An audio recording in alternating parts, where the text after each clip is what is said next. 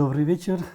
У нас сегодня в гостях Шамиль Атаханов, экс-вице-премьер-министр, профессор Бишкекской финансовой академии, и Сюинбаев Мурат, профессор Славянского университета.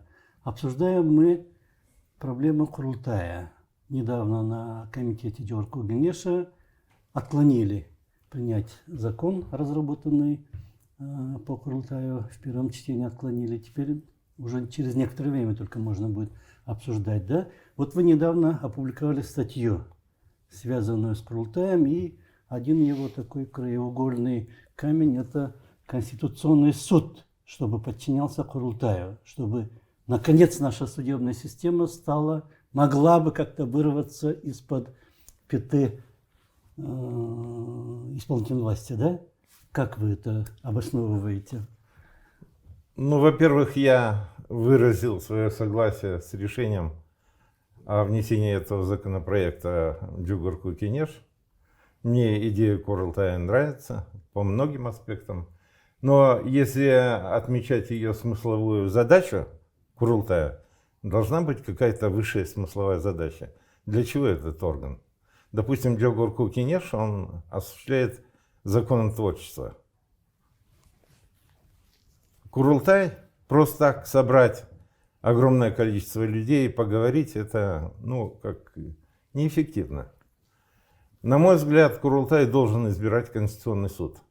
Поскольку народная конституция, требования народа должны конституционно быть закреплены в преломлении создания конституционного суда на основе выборности этого органа, Курултая. Конституционный суд, который выйдет из рамок исполнительной власти, он будет совершенно другие функции осуществлять. Он будет органически вплетен в требования народа. Это будет живой канал связи с судопроизводством, который не подчиняется исполнительной власти. У нас же суды, они назначаются президентом. Президент является источником исполнительной власти. У нас три ветви власти: законодательная, исполнительная и судебная. Исполнительная власть у нас назначает судебную власть. Поэтому мое мнение, глубокое убеждение, я поддерживаю Курултай, но если он будет избирать Конституционный суд. Судебная система – это просто вот у нас в таком состоянии, что здесь даже предлагается пригласить откуда-то из Германии, да, некоторых судей, чтобы они сидели. Или есть даже такие идеи, все законы, все претензии судящихся между собой людей просто вставлять в парламент, в компьютер. Там программа, соответственно тому, соответственно этому, ее бесстрастный такой компьютер выдавал бы решение, кто прав, да? А у нас же судебная система – это просто кошмар, в каком у нас состоянии сейчас. Наке, да. Вы сами сталкивались с Конституционным судом. Да. У меня ощущение такое, что он вообще… Это закончилось печально. Вообще он вне реальной жизни Кыргызстана находится. Тысячи обращений граждан, которые проходят, являются конституционными требованиями, но они не находят своего решения. Поэтому Конституционный суд, если он будет избираться Джугурку Кенешем и назначаться судьи будут президентом, а он встанет на более высокую ступень народной власти, народного представительства, он потому что отчет его перед Курултаем – это две главные составляющие целевые задачи. Отчет на Курултае – это будет совершенно другой отчет суда. Грубо названо с точки зрения юридической терминологии отчет.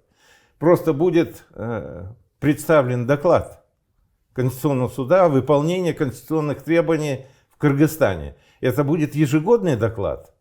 То есть они будут обобщать конституционные требования, которые связаны с деятельностью правоохранительных органов.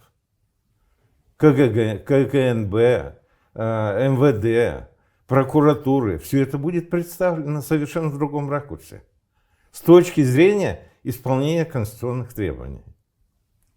И вот этот народ, мы все говорим, источник власти – это народ, а фактически это просто не наполненные смыслом слова, да? Как вы, Мурат, относитесь? Ну, я хотел бы немножко о других аспектах поговорить. Я хотел бы немножко вот как бы начать, ну, хотя бы просто с названия, определения. Вот у нас парламент называется Верховный Совет. Это даже не советское понятие, я бы сказал, большевистское понятие. Это просто прямая калька из Верховного Совета.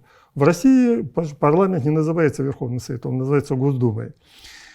Я к чему это веду? К тому, что вообще, если бы возвращаться к истокам названий, как в России они вернулись, да, то наш Джургу Кенеш следовало бы назвать Курултаем.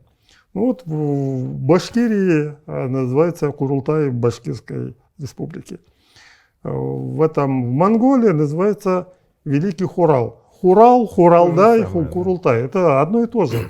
В древности тюркские и монгольские языки были намного ближе друг к другу.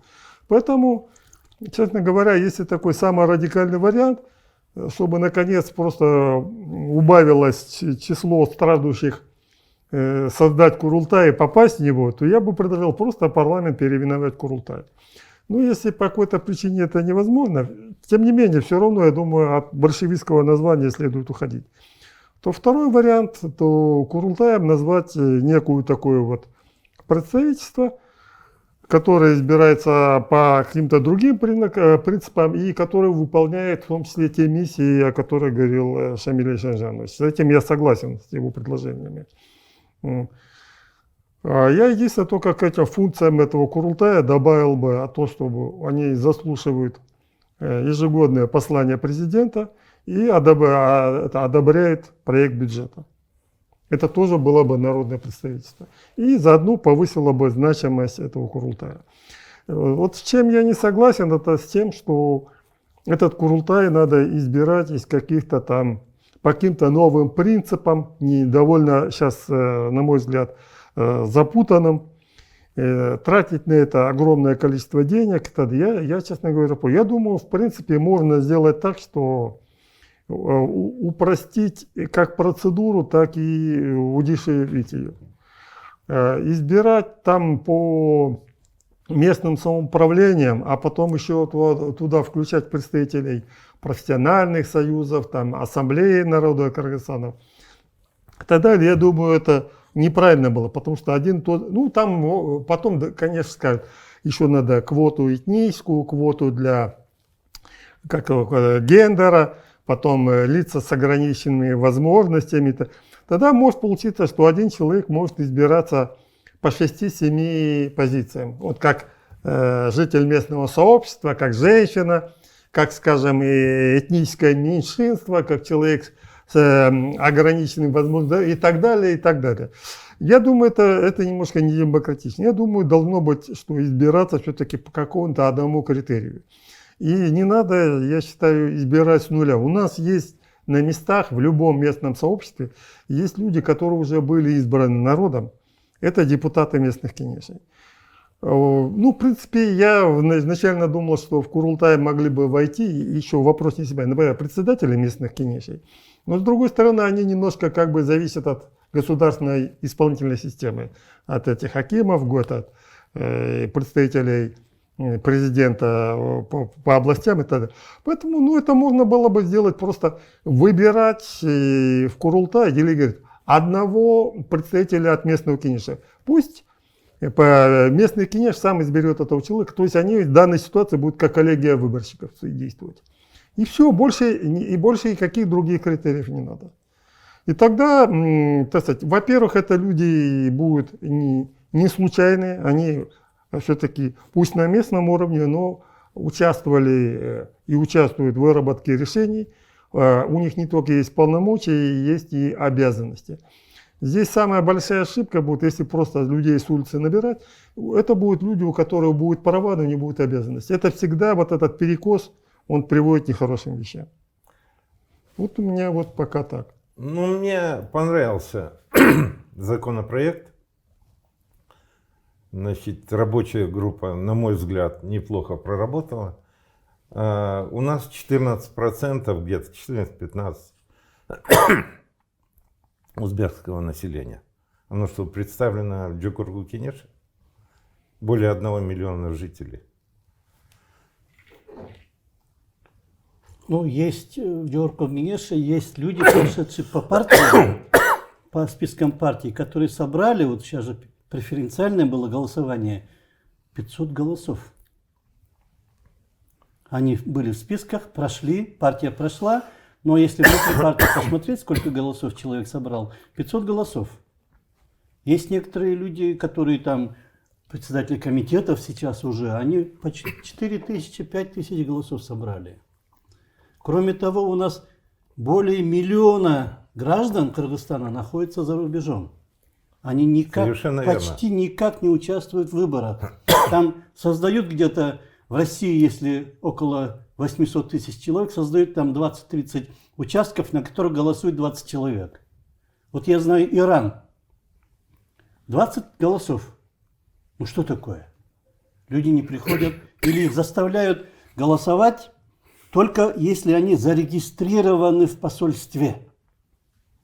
А если я не хочу регистрироваться? Мне кажется, достаточно паспорт. Да, я гражданин Кыргызстана, да. хочу голосовать. Почему должно это препятствие быть, что вот должен до того должен был тогда быть мы здесь должны зарегистрироваться в МИДе, чтобы голосовать. Правильно? Так должно быть? Достаточно, да, показать паспорт. Вот я имею право голосовать, давайте меня дайте мне бюллетень, да, что-то такое. Ну, это же смешно. В огромной России имеется более 1 миллиона человек, а голосуют там буквально несколько тысяч всего. Ну, я согласен с тем, чтобы вот рассмотреть вот эту категорию. Единственное, только надо иметь в виду, что что примерно половина из них не является гражданами Кыргызстана. И возникнет вопрос, как бы вот это вот с проверкой это и так далее. Ну, можно, наверное, выбирать делегатов на Курултай не только от местных там Кенешей а можно просто вот такую грубую штуку сделать. От 30 тысяч человек 1 делегат. И пусть они сами, кто где, например, из Америки могут приехать, да? Почему они не имеют права участвовать в этом Курултае? Или из России, там, из Свердловска, Новосибирска, Москвы, Петербурга и так далее. Пусть они сами там. Но главное, чтобы вот примерно там как равное количество людей имели одного представителя. И без участия ЦИКа даже, может быть. Мне кажется, все-таки система должна быть очень простой, простые принципы должны быть. Потому что, я так думаю, если этого заранее не заложить, все это закончится грандиозными скандалами, всякими этими перекрытием дорог и так далее, как это у нас водится. Вот, от наших диаспор в России и в Казахстане, ну, у них же, пусть они тогда как-то там соорганизовываются и регистрируются. Но я думаю, не надо, чтобы кто-то проходил под юрисдикцией ЦИК, а кто-то нет. Пусть зарегистрируются, это надо как смотреть, чтобы было понятно, от какой сообщности, в количестве каких человек был избран тот или иной делегат Курултая. Потом есть еще один такой момент, количество людей. Почему я еще против того, чтобы от всяких профессиональных организаций и от всяких там других общественных объединений. Потому что в конечном итоге это приведет к увеличению числа делегатов. Я думаю, если даже от одного муниципалитета 1 человек будет избран, это будет несколько сот человек. Я могу сказать, что у нас даже, если посмотреть по депутатам парламента, от скольки человек населения они были избраны, то окажется, что у нас, грубо говоря, примерно так, 400 человек избирает одного делегата парламента, а в Индии, например, 400 тысяч человек избирают. Вы понимаете, все-таки надо вот эту соразмерность смотреть. И не говорить, давайте там для развития демократии создадим этот Курултай из 3000 человек. Это будет базар. Вообще, откуда появились делегаты или депутаты? Дело в том, что в Древней Греции, где зародилась демократия, там было прямое народовластие, потому что там было всего 2000 граждан. 2000 граждан Афин собирались на площади и просто поднятием руки голосовали. Но когда, потому что прав граждан не имели женщины и рабы, но когда права граждан приобрели и женщины, а рабов не стало, то уже стало невозможно собираться на главной площади города и проводить голосование. Так вот, получается, мы с вами попадем при такой системе, такую поstaфинскую систему, где еще делегаты нет, а количество граждан очень большое. То есть, вы попробуйте просчитать, кто за, кто против, когда будет 3000 делегатов. Ну и поэтому появились делегаты, что от стольки-то людей, столько-то, таким образом парламент появился. Так что вот Курултай это есть на самом деле парламент. Надо не забывать, что урок, что количество людей, которые голосуют, не беспредельно. Не беспредельно. Это максимум 200-300 человек. Мурат, это все четко прописано в законопроекте. Там прописано, что и те могут добавиться, потом вылезут. Я, например, полностью согласен, что Ассамблея народов Кыргызстана, она будет представлять своих делегатов на этот Курултай. Разные национальности, разные традиции, но они кыргызстанцы, они только обогатят. Они избираются в рамках своих этнических, в рамках этих местных сообществ. Роль ассамблеи повысится. Второе, профессиональные союзы будут представлять своих делегатов. Они зарегистрированы, они ведут конкретную, они отражают экономическую жизнь Кыргызстана, они отражают ее нравственные позиции. Почему они не могут принять участие? Или вот совершенно справедливо сказано, гигантская диаспора, 1 миллион человек в России. Она сформирует, это не проблема для них. Им дадут квоту, они с удовольствием сформируют свою делегацию, которая будет представлять их нужды и интересы. Курултай собирает мнения разных слоев населения. Это зеркалом становится народной власти. И сегодня же это фермер, это не фермер Советского Союза. Это человек, брошенный на произвол судьбы, сделал свою экономическую независимость. Он получил экономическую свободу, и у него за счет экономической свободы сформировался новое политическое зрение. Но оно ограничено. Он не может его никуда реализовать и высказать. Понимаете? Но вот Джеймс Робертсон написал книгу «Почему одни страны богатые, другие бедные». И он пришел к выводу, там, где ограничена политическая элита в своих возможностях распределять народные богатства, там... подъем.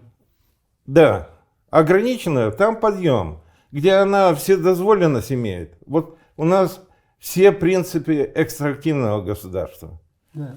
То есть ничем не сдерживается, ни одной судебной системы. Мы же видим, как суды себя ведут, как ведут правоохранительные органы. Поэтому нужен представительство народа, нужно широкое. Народ созрел, и его сегодня просто так не ограничишь. Желанием сказать ему, ты не будешь это говорить. Вот за тебя скажут или напишут доклад, как надо выступать. Такого не произойдет. Уже сегодня, когда человек сам добывал себе экономическую свободу. У него другое мировоззрение сложилось. Поэтому я считаю, что Курултай это то, что может ограничить распределение народных затрат перед политическими элитами. Потому что Джокорку, конечно, узкое представительство народа. Потом, кто там представлен, мы тоже знаем. Возможности их тоже ограничены. Они не ведут весь спектр возможностей развития кыргызского народа. Поэтому Курултай, но если он еще будет избирать Конституционный суд, у него будет целевая установка на осуществление конституционных требований всеми слоями и органами государства. Это существенно ограничивает волеизъявление политических элит, у которых находится сегодня власть. Я совершенно согласен отправлено о том, что вот как бы контроль над распределением. Поэтому я и сказал, что одна из функций Курултая давно быть утверждение проекта госбюджета. Можно, да. И самое главное, вот отчет властей перед народом. Потому что за 30 лет ни одна власть никаким образом не отчитывалась. Абсолютно. Реально. Абсолютно согласен. Отчета ничего не было. Вот смотрите, возможности Джокорку Кенеша. Пенсионная система сегодня в кризисе. Я говорю о том, что я досконально знаю. В серьезном кризисе. Ну, в 2025 году уже есть бюджеты, будут 60 миллиардов платить пенсионная система.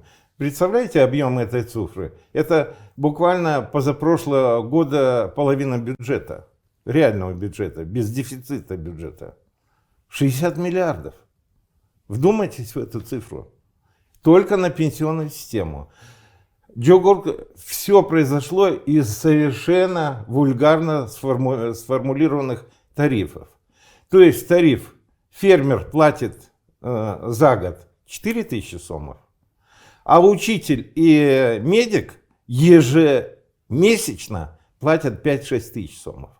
Но пенсия у них серьезно не различается. Но Джокорку Кенеш допустил, что все последние 10 лет ни одного слова или замечания по этой системе не было сделано в стенах Джокорку Кенеша. Они вели к кризису. Это серьезный кризис, системный кризис всей социальной сферы и бюджетной сферы. Но никто даже слова не знает, потому что очень сложная система. Разобраться в тарифах, какие тарифы, формулы начисления пенсии и так далее, и так далее. Но это же актуальный вопрос для всех жителей Кыргызстана. Но Джокорку Кенеш за 10 лет последних ни одного вопроса при утверждении бюджета соцфонда или бюджета государства не задавал. Эти вопросы на повестку дня не ставились. А вот этот Курултай, там, где будет 1000-1500-2 делегатов, они смогут разобраться с пенсионной системой? Ну, я делегату Курултая напишу.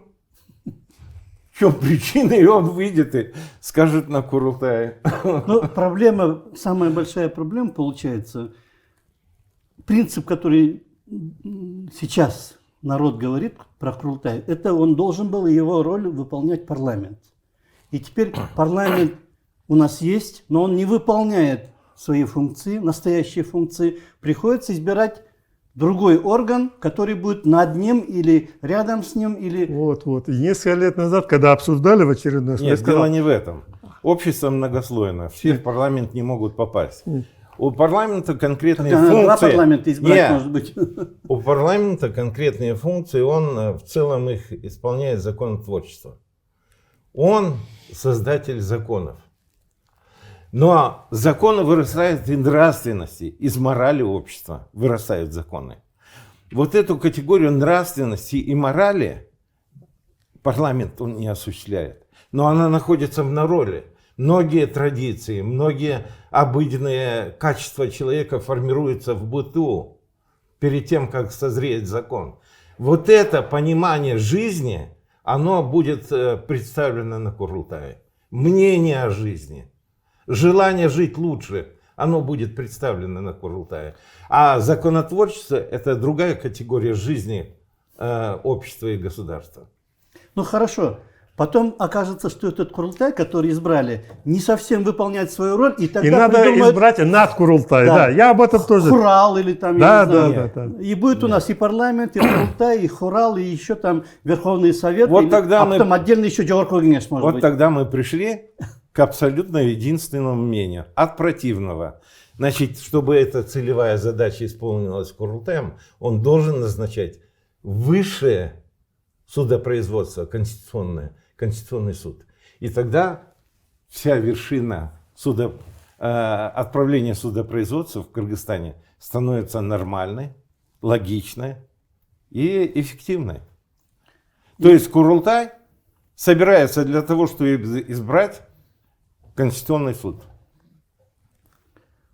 А потом этот Конституционный суд не совсем тоже выполняет свою функцию. Давайте тогда Верховный Конституционный суд изберем. А давайте просто попробуем.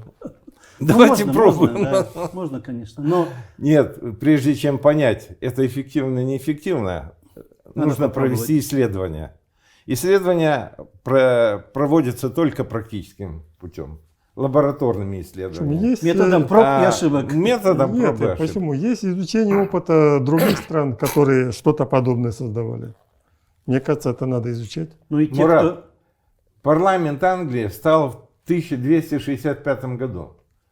Вы представляете, какая история? Они методом проб и ошибок дошли до сегодняшнего дня, и правовая система Англии завоевала весь мир. Поэтому... Хартия вольности была в XI веке, да, в Англии? Да. Поэтому я думаю, мое сугубо твердое мнение, я же, конечно, не буду вносить там свои суждения, как истину какую-то. Это просто одно из мнений. Мое мнение, Курултай – работоспособная часть кыргызской демократии. И он должен представлять разные категории людей по национальному, по профессиональному принципу. То, что не может быть выражено, это нравственность народа, это нравственность. Я же говорю, а из нравственности потом законы выражают. И вот когда будут представлены некоторые позиции по моральному росту страны, то есть ее мораль будет выражена на Курултай, оттуда появится требование к созданию тех или иных законов, о которых мы которые не видим еще.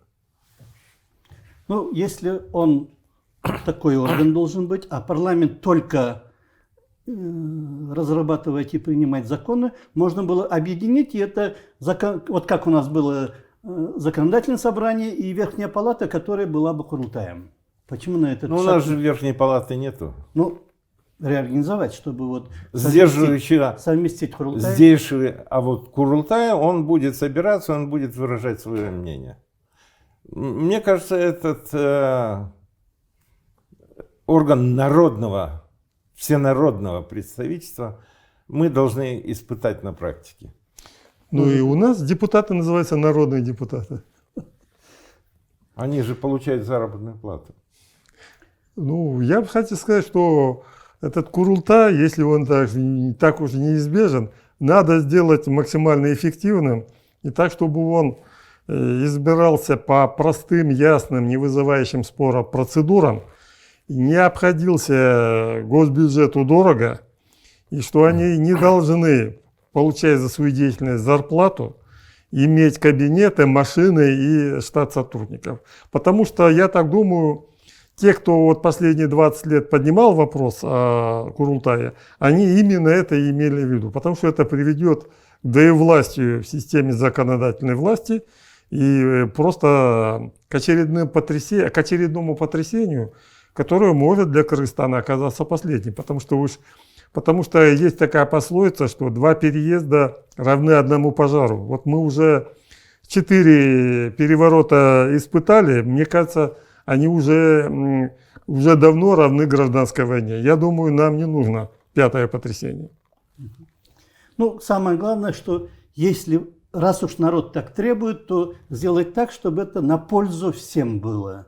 Каким-то найти вот эти способы. Но рабочая группа, наверное, не совсем все это нашла. Во-первых, я не согласен с тем, что народ так требует. Где это мне не нравится? Мне кажется, это просто главным образом требования политических безработных, которые вот хочется, так сказать, получить полномочия, но отнюдь не ответственности, не обязанности. Ну, это вот мне так кажется. ООН. Ну, Общество отставных начальников.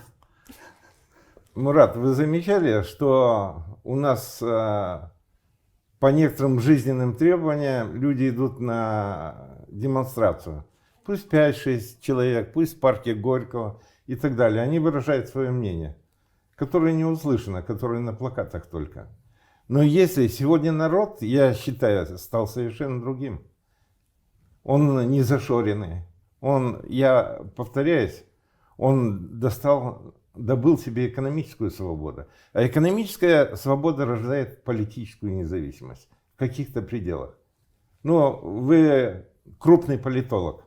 Мне трудно здесь с вами спорить, я считаю. Я так себя не считаю. Но дело в том, что сегодня выражение своих чаяний народ происходит на улицах и площадях. Это доступно сегодня, и этим формируется, этим и ценен Кыргызстан. Но почему эти мнения не выразить в организованной форме Курултая? Вот с этим я согласен. Если в форме Курултая, то да. В форме Курултая выразить, об этом говорит. Никто там зарплаты не пытается. Но это будет все равно. Вот мне понравилось, когда такие певцы, как Лещенко, да, 50 лет на эстраде, он говорит, я выхожу и все время волнуюсь. Потому что он выходит перед народом. Он чувствует сразу другую ответственность. Или ты перед народом выходишь, который представлен во всей своей широте и в своем спектре. Или ты выходишь перед чиновниками, которым ты даешь заработную плату. И которые с такими подобострастными глазами уже встречают тебя изначально.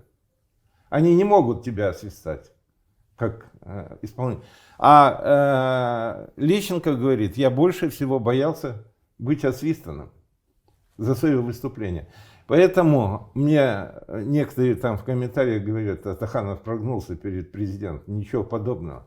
Я уважаю его мнение, что он сегодня пошел на то, чтобы противопоставить своему единоличному мнению, мнение народа, и будет его согласовывать с народом, широким представительством людей. Вот это заслуживает уважения. На этой оптимистичной ноте давайте мы нашу дискуссию закончим. У нас в гостях были Шамиль Атаханов, профессор Бишкекской финансовой академии и экс-вице-премьер-министр, и профессор Славянского университета Мурат Сюинбаев. Спасибо вам большое. Спасибо вам. До свидания.